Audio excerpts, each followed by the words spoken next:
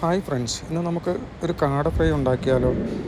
1 spoon മുളക് പൊടി, 1/4 spoon മഞ്ഞൾപ്പൊടി, 1/4 സ്പൂണ് ഗരം മസാല, കുറച്ച് ഇഞ്ചി വെളുത്തുള്ളി പേസ്റ്റ്, ഉപ്പ് ചേർത്ത് നല്ല മിക്സ് ആക്കുക.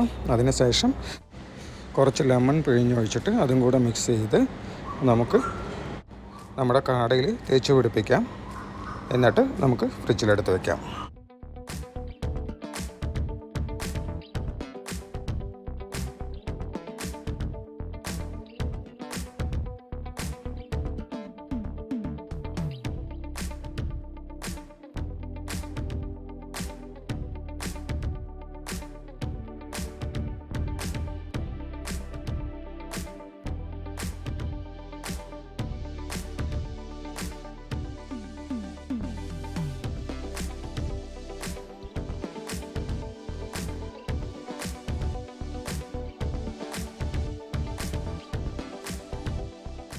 ഫ്രിഡ്ജിൽ 1 മണിക്കൂർ ഇരുന്നോട്ടെ.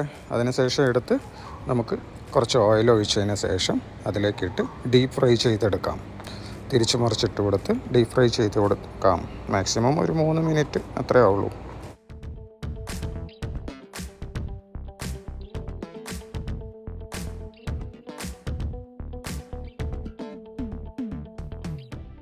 അപ്പോൾ കാട കിട്ടിയ എല്ലാവരും ഒന്ന് ട്രൈ ചെയ്ത് നോക്കൂ. Okay, bye bye. സബ്സ്ക്രൈബ് ചെയ്യാൻ മറക്കല്ലേ.